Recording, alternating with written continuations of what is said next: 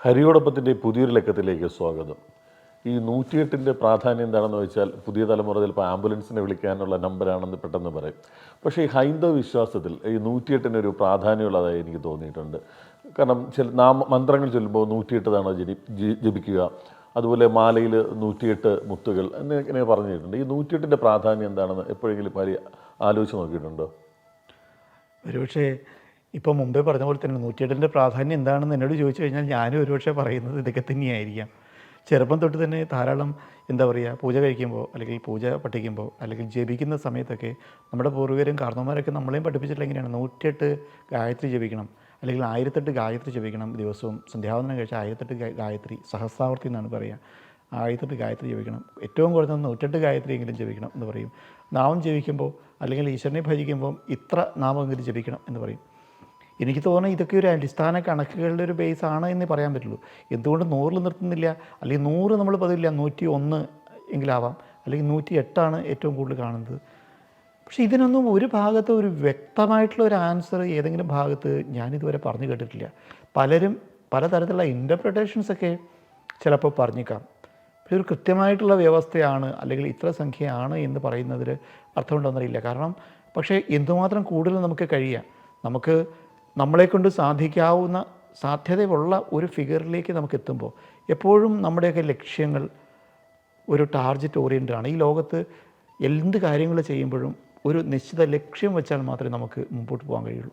സ്കൂളിൽ പഠിക്കുമ്പോൾ പരീക്ഷ എഴുതുമ്പോൾ എനിക്ക് ഇത്ര മാർക്ക് വേണം എന്ന് വിചാരിക്കുന്ന പോലെ, എനിക്ക് ശമ്പളമായിട്ട് ഇത്ര രൂപ വേണം എന്ന് വിചാരിക്കുന്ന പോലെ, ഞാൻ ചെയ്യുന്ന കർമ്മത്തിനും എനിക്ക് ഇത്രയെങ്കിലും എനിക്ക് മിനിമം ചെയ്യണം എന്ന് വിചാരിക്കുന്നവർ. കാരണം എന്നെക്കൊണ്ട് കഴിയാവുന്ന സംഖ്യയ്ക്ക് ഏറ്റവും കുറഞ്ഞ ഒരു സംഖ്യ, അതിന് മുകളിലേക്ക് നമ്മൾ ചെയ്യുമ്പോൾ എന്നെക്കൊണ്ടത് കഴിഞ്ഞെന്ന് വരില്ല, പക്ഷേ ഞാൻ ഇത്രയെങ്കിലും എത്തിക്കും. നമ്മൾ രാവിലെ വ്യായാമത്തിന് പോകുമ്പോൾ ഞാൻ 1 കിലോമീറ്റർ എന്തായാലും നടക്കും, അല്ലെങ്കിൽ 5 കിലോമീറ്റർ ഞാൻ നടക്കും, അല്ലെങ്കിൽ അത് 3 കിലോമീറ്റർ ഞാൻ നടക്കും. ഞാൻ ഈ പറഞ്ഞ പോലെ എക്സസൈസ് ചെയ്യുകയാണെങ്കിൽ ഞാൻ ഇത്ര നമ്പർ ഞാൻ ചെയ്യും എന്നൊക്കെ പറയുന്നത് എപ്പോഴും ഒരു കണക്ക് എല്ലാ കാര്യത്തിലും പൂർവിക കാലം തൊട്ട് തന്നെ വയ്ക്കാറുണ്ട്.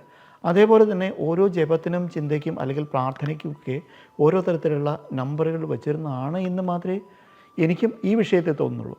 ഇപ്പോൾ 108, 1008 എന്നുള്ളത് ചിലപ്പോൾ കൂടിയിട്ട് പിന്നെ കാണാം നമ്മൾ ഇന്ന് ലക്ഷാർച്ചനകൾ വളരെ സ്വാഭാവികമാണ്. 1,00,000, അതായത് സഹസ്രനാമം എന്ന് പറയുന്നത് 1008 നാമങ്ങളാണ്.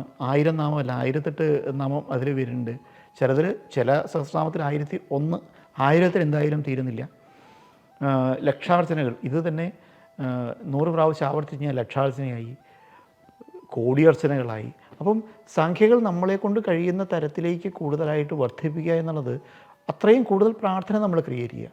പക്ഷേ ഇങ്ങനെ സംഖ്യയിൽ 108 ആയാലും 1008 ആയാലും വെറും 12 ആയാലും, ഇനി അതല്ല 1 ആയാൽ പോലും നമ്മൾ എന്തിനു വേണ്ടിയാണ് ചെയ്യുന്നത്, എന്താണ് ചെയ്യുന്നറിയാതെ നമ്മൾ ഇത്ര കണ്ട് ജപിച്ചാലോ മന്ത്രം ജപിച്ചാലോ അതുകൊണ്ട് യാതൊരു ഫലമുണ്ടാവും എന്ന് എനിക്ക് വിശ്വസിക്കുന്നില്ല.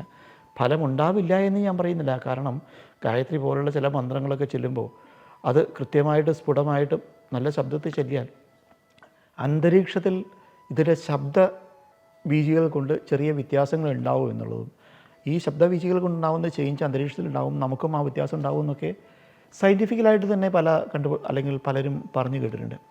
അതേപടിയുള്ള വ്യത്യാസങ്ങൾ തീർച്ചയായിട്ടും ഉണ്ടാവാം. പക്ഷേ ഇതിന് അർത്ഥമുണ്ട്. ഓരോന്ന് ചെയ്യുമ്പോഴും ഒരു ഗായത്രി ജപിക്കുന്നു, അല്ലെങ്കിൽ ഒരു ഭഗവാനെ സ്മരിക്കുന്ന ഒരു നാമം ജപിക്കുന്നു.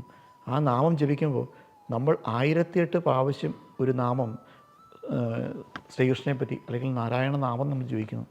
1008 പ്രാവശ്യം നമ്മൾ നാരായണ എന്ന് വിളിക്കുമ്പോൾ 1008 പ്രാവശ്യം നമ്മൾ വിചാരിക്കുമ്പോൾ, ഓരോ പ്രാവശ്യം വിചാരിക്കുമ്പോഴും ആ ആളെ പറ്റി അത്രയധികം ചിന്തിക്കാൻ നമുക്ക് കഴിയുന്ന ആ ഭഗവാന്റെ അല്ലെങ്കിൽ അദ്ദേഹത്തിൻ്റെ ഗുണഗണങ്ങൾ അത് നമ്മളെ സ്വാധീനിക്കാൻ കഴിയുന്ന തരത്തിൽ അത്രയും സമയം അത് ആ ഒരു ഭഗവാന്റെ വിവിധ ഭാവങ്ങൾ നമ്മുടെ മനസ്സിലേക്ക് വരുമ്പോൾ അതെന്നെ ക്വാളിറ്റേറ്റീവായിട്ട് സ്വാധീനിക്കുന്ന ഒരു സംഭവത്തിലേക്ക് മാറുമ്പോൾ മാത്രമേ ഈ ജപത്തിന് അർത്ഥം ഉണ്ടാവുന്നുള്ളൂ.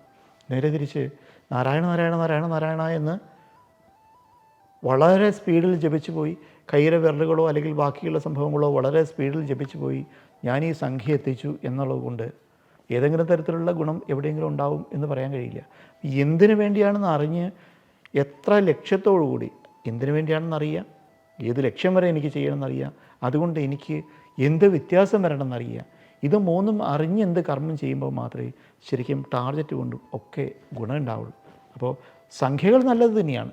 ഇതിൻ്റെ ഉദ്ദേശം എന്നുള്ളത് തീർച്ചയായിട്ടും നമ്മൾ അത്രയും ഭംഗിയായിട്ട് കൃത്യമായിട്ട് മിനിമം ചെയ്യാൻ വേണ്ടി ആയിരിക്കും എന്ന് ഞാൻ വിശ്വസിക്കുന്നു. ഈ വിഷയത്തെക്കുറിച്ചുള്ള നിങ്ങളുടെ അഭിപ്രായങ്ങൾ ഉറപ്പായും കമൻറ്റ് ചെയ്യുക. ഈ വീഡിയോ മറ്റുള്ളവർക്കും ഷെയർ ചെയ്യുക. മറ്റൊരു വിഷയവുമായി വീണ്ടും കാണാം.